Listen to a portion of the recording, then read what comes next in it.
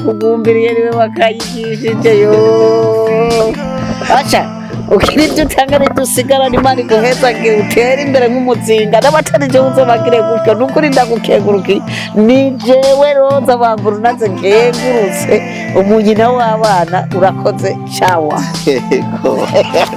merci beaucoup umugama niwe mongerewa nacho nzokena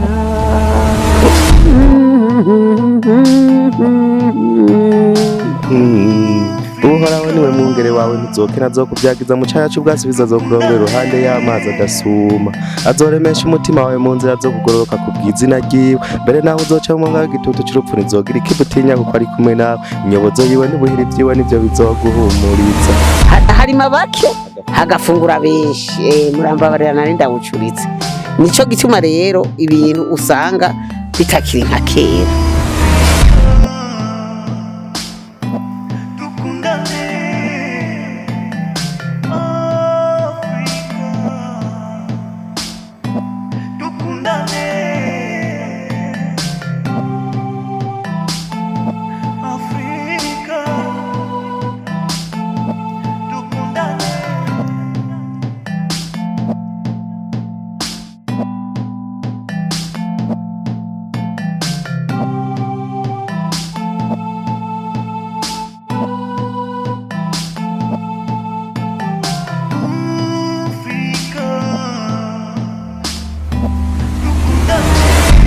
reka tubaramutse tuvuga ati bwakeye cyangwa mwiriwe bivanye naho muherereye cyangwa n'abasamu muri murakurikiranira ko ino televiziyo toujours turi kuri KP1 novuga ngo iye ni cya kiganiro imbuto itewe n'imera ni urukundo murabona uno mu mama nibaza ko musanzwe mumuzi abenshi mukunda kuraba filime z'u Burundi mukunda gukurikirana igikino Ninde nibaza ko musanzwe mumenyereye abakunda kumbure uno mu mama tube turamuramutsa tugire gutya reka dusabe nawe baramutse yego mwaramutse amahoro jewe uyu muntu n'umukunzi wanje kandi ndamukengurukiye kugira ngo ashikane kure mbanje rero kubaramutsa arivyo nahereyeko nkongera nkabidondora je nitwa Banguru naze Roza nkaba ndi umukinyi wa Ninde nkaba ndi umurimyi nkaba ndi umworozi nkaba mfise umushinga ntahe nkaba mfise abana 8 abakobwa 5 abahungu 3 mu bakobwa 5 bamaze kubaka mu bangana muri abo bakobwa 5 hamaze kubaka abakobwa 4 yego mbona rero yuko umenga Imana yarantoranije kandi yaranyizeye kandi yaranteye n'iteka mukorera abo bana ndabareranye umunezero wuko ndi umusitari kazi turafise umuntu yadutumye kugira ngo tuze ngaha ni umumama muba mwarabonye mu filime Yafashije filime yahaciye yitwa Igisigabwenge muba mwaramubonye yavuze ati reka nze kugendera umumama nabonye yararyohewe cyane kuba yaramubonye aravuga ati ndaryohewe ibintu byiza abantu batwigishije kuva kera mu za 40 mbe Ninde hagiye bugiye yatanguye ryari yatanguye mu 82 umuntu yatanguye kwigisha 82 Ninde yatanguye 82 mugasi nibaza ko 82 we wari oyaye jewe nagiye gutangura Ninde mu 2000 neza na neza mu 2000 urumva ari kera umuntu wo 2000 afise imyaka 25 urumva yuko ari sawa rero niyo mpamvu twaje tuje tumuzaniye kumbure akantu kandi uyo mama aravuga ati ndashaka uwundi munsi muzomubona ari kumwe n'umugwi wose wa Ninde mbe muzovyakira gute tuzovyakira neza cyane kuko turiko turaronka abashitsi bahire bagiye kunguka ubwenge natwe biraheza bikadutera iteka kuko badushikanye kure ahantu tutarabona yego mbe ujya mu bakinyi ba Ninde muri umugwi w'abantu bangana gute mu bisanzwe turi imigwi ibiri umugwi wanyu umugwi wacu n'umugwi ugizwe n'abantu 200 yego ubundi mugwi nyene ugizwe n'abantu 22 yego umugabo twebwe biratunezera kuko witwa umugumwe Ninde. Ni igikino kimwe Ninde kuko turasabikanya mu bya televiziyo turiko turakina kumbonesha kure mukakina turacana ingero kubera muri televiziyo dukoresha igitigiri kinini aho umugumwe wose buyimenya ni mu gihe turiko turakina ku radio dukorera mu rukundo nk'abavukana ego mwumvise ko atari abantu bari bake ntimuri bake en fait oyaye turi 42 mu bisanzwe mwese hamwe ni twese hamwe n'uwo wundi mugwi ndabishira hamwe kuko niyo bariko baratugirira umunsi mukuru badushira hamwe ego no wabwira yuko aho mwabo bantu 42 Jesse ndimo je mpora nkora pike ubora mwita umufigira je ndumufigira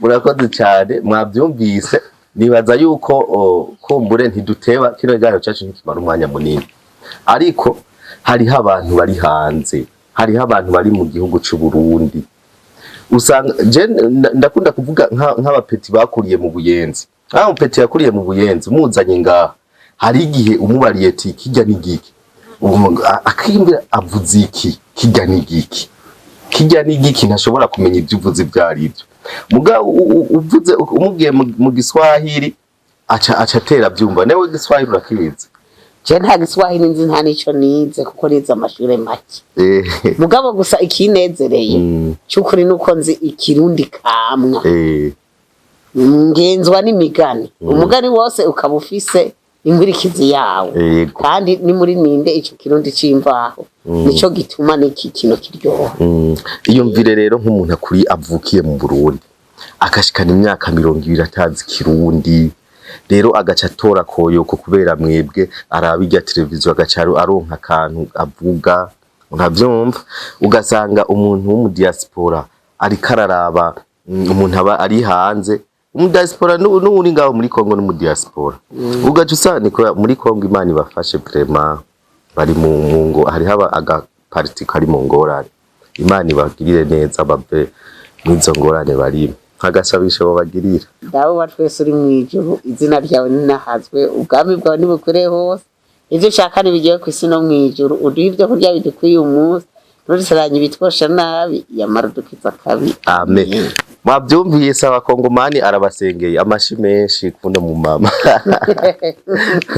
kumana ubwa mbere kwihangana hanyuma intambara yabo barimwo bakayikunda namwo bagasabikanya utwo bafise bakaburiranira ingene intambara yohera bagakomeza gusenga kuko impera y'ingorane ni Imana yaremye abantu nibizera Imana bizomenya impera yavyo ego nariko ndavuga ati abantu ntaba muri Kongo cankwe hehe n'aba diaspora rero cyo yumvira nk'umu diaspora ashobora kuvyarira umwana muri etazi ni muri Amerika agakura atazi kirundi muga kubera ino Ninde yanyu baramenya ikirundi neza bakakimenya baje no wogira ngo bakuriye nko mu Burundi bavukiye mu Burundi mugabo bavukiye hanze nuko bimeze no mama yamukunze kandi ntakunda we gusa rakunda n'abakinyi benshi bo muri Ninde ni kubera ubu babonanye amaso mu yandi aza kumbura uwo munsi atiteguye avuga ati nubwo naje ntiteguye hariho umunsi nzoba niteguye nzogushikira ndaguha gafana aho gafana niko ndamuzaniye nagomba ndabasabe mugire umutima w'urukundo burya nta myaka ijana tuzomara naho woyimara ntuzoyirenza naho woyirenza iyi si tuhaca turi ingenzi burya impera yacu iri hehe mu ijuru rero nagomba ndagusabe wewe uri kuranyumviriza ukore ufashe nawe warafashijwe antuka ndazi kugira ugera hugeze wewe ndazi ko wafashijwe vraiment nyambo utawafashijwe n'umuntu wafashijwe n'Imana nawe korera iyo Mana jewe rero nagomba nunganire ubu mugenzi turiko turaganira kubera ambariye urukundo nanje numva umenga birankozeko muri imyaka turimwo benshi twarameze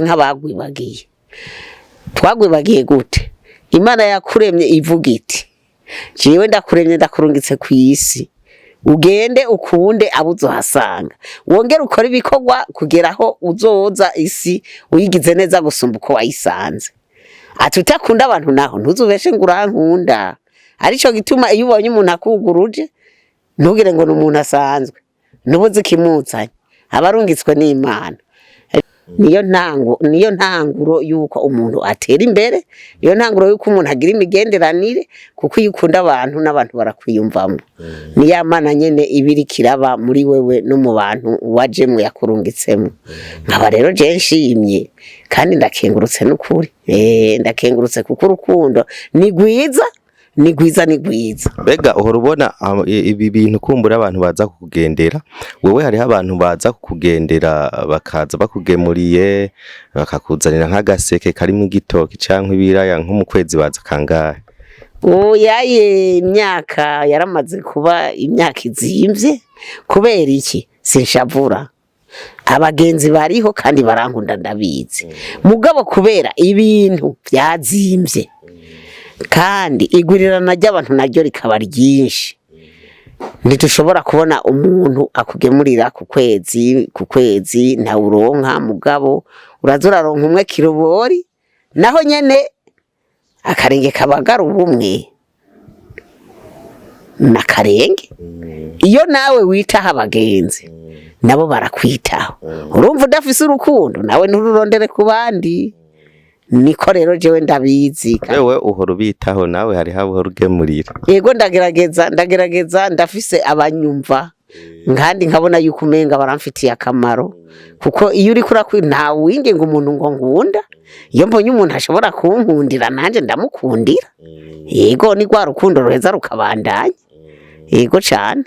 Wewe wiyumvira igituma ivyo bintu bitaba ko nyamukuru ari ikintu bukene canke ni biva kuki? Ni ibintu bibiri. Ubwa mbere harabayigurirana ry'abantu, ubwa kabiri ibintu vyarazimvye, kandi uko abantu barima harima benshi hakafungura bake, harima bake hagafungura benshi. Murambabarira nari ndawucuritse. Nico gituma rero ibintu usanga bitakiri nka kera. Yego kumbure ariho abantu benshi, nibaza yuko ariho abantu babagwiza tunga benshi batunze mugabo badafasha abandi. Akajambo kamwe wabwira ku bantu Imana yafashije bagatunga mugani bafasha abandi? Nari nagerageje kuvuga ko Imana yavuze iti ndakuremye ndakurungitse ku isi kugira ngo isi uzosige imeze neza gusumba uko wayisanze. Abantu benshi rero babagwiza tunga, ubwa mbere kugira ngo uronke ivyo bintu ndibaza nacu waratanze. Ko bavuga ko baba barakoze gasha. Oya, benshi barakora mugabo ikanga. Si kuvuga rero ngo umaze kubona yuko bigenze uko, nkuye akarorero kuri uyu muntu andungikiye agafana, none ugira ngo niwe wenyene ari aho hantu hariyo n'abandi benshi. Mugabo afise umutima w'urukundo. Nibaza aho bo bari 3 4 5 bariyo yuko igihugu c'amavukiro bavuyemwo co bacogoroye. Yego yarakubwiye akazina kiyo? Yo jewe nibuka ko yambariye ko ari Kaneza, niryo mfise muri telefone. Yitwa Kaneza. Kaneza rero turamushimiye, mushimire. Ewe Kaneza we, yemwe inda yakuvyaye iragahoraho, kandi nizere yuko abo uzovyara nawe bazomera ukumeze, nabo maze kwibaruka bose bazomera ukumeze, kuko urukundo rugumye muri wewe wenyene twoba duhomvye.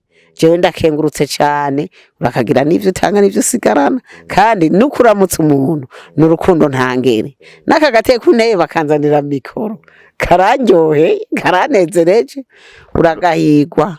Hari ubundi muntu nawe nyene kumbure agira kino kiganiro gica kuri TV yiwe, nawe ari mu style y'urukundo, gukunda abarundi yamamaza urukundo, nawe yitwa KP1, nawe gira akajambo mubwira. Jewe uyo muntu mugenzi we arabaye nanje umugenzi wanje. Yemwe ndabayambiriye mwese, ndabagumbiriye niko ahora kunda Kaneza kumbwira ngo ndakugumbiriye. Ndabagumbiriye mwese uko muri babiri mutera imbere mwibuka aho mwavutse, kugira ngo natwe tuze tubagirira igishika, tugume tubaterera agashabisha, umuntu aterera icafise icashoboye, mutubabarire murakoze. Wabutanguye kuvuga numva umengo uvuze ibintu bijanye n'amazina. Uraza amazina? Amazina yiwanje? Oya, amazina, kwivuga amazina. Yo oya sineza ntavyo nshoboye, mugabo no kwivuga amazina mu buryo bw'uko Imana yamezagiye. Hari abantu benshi tungana batarosa umugabo, hari abantu benshi batarose ibibondo, hari abantu tungana twiganye n'uno munsi batazi ico inabukwe umuntu kivuga, mugabo jewe Imana yarampaye ndayikengurukiye. Je nivuze amazina Imana ndashinze naye, yarakoze kandi yarangiriye vyiza. Yego yarangiriye vyiza. Basi turirimbira akaririmbo k'ikirundi basi. Akaririmbo nk'amasegonda 5. Je nk'igihe nari niga mu ishuri nahora bana biwacu nimukunde kwiga uguca ubwenge niko gukira, niko nakumva. Wahejeje. Nahejeje.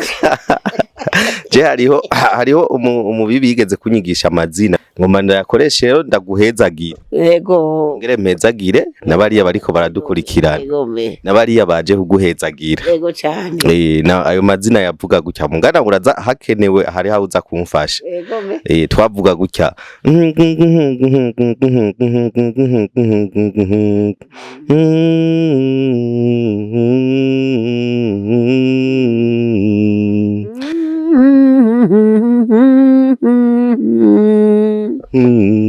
Uhoraho niwe mwungere wawe ntuzokena azokuvyagiza mu canya c'ubwasi bizazokurongera iruhande y'amazi adasuma, azoremesha umutima wawe mu nzira zo kugororoka kubw'izina ryiwe, mbere naho uzoca mu mwanga w'igitutu c'urupfu ntizogira ikibutinya kuko ari kumwe nawe, inyobozo yiwe n'ubuhiri vyiwe nivyo bizoguhumuriza.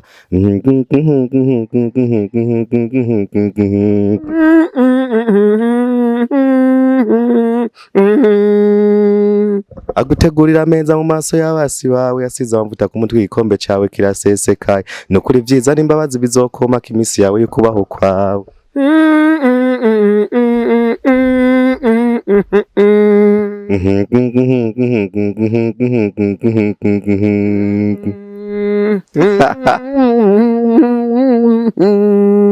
Bari waryohewe wakumvise n'ukuntu kagezeho kandi Gitera muri murye.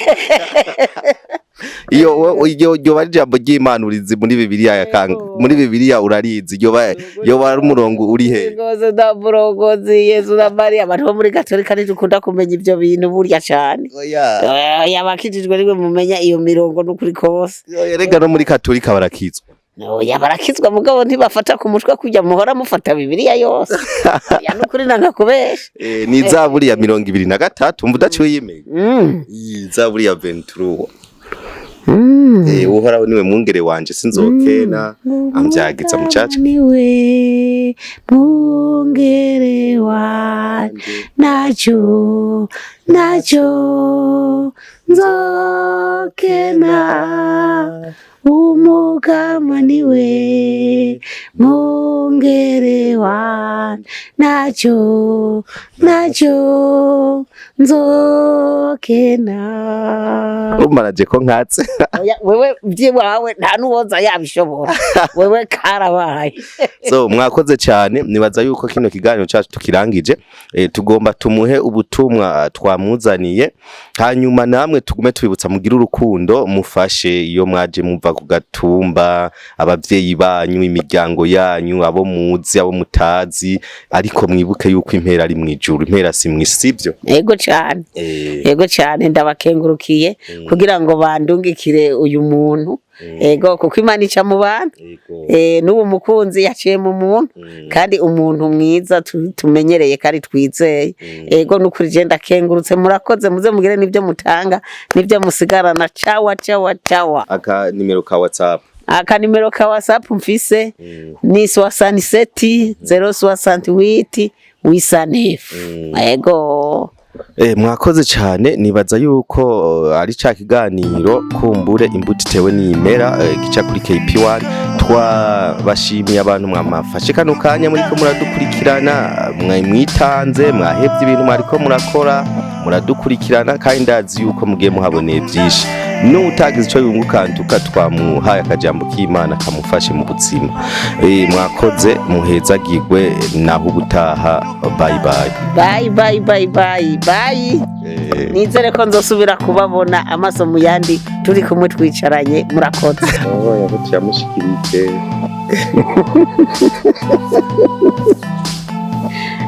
Okay.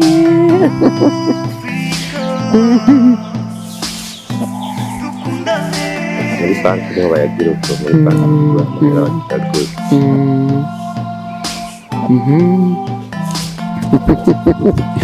Kama wani nyamba muto baje ubusaza ndavye ye Musaza muragize neza kumpa amata mushimire wa mama. mama we mama Kaneza we yo ndakugumbiriye niwe wakanyigishije yo asha ukiri ibyo utanga dusigara nimari guhezagira utere imbere nk'umuzinga n'abatarije uzobagire gutyo nukuri ndagukengurukiye ni jewe roza bamvura naze nkengurutse umunyina w'abana urakoze cawa Merci beaucoup.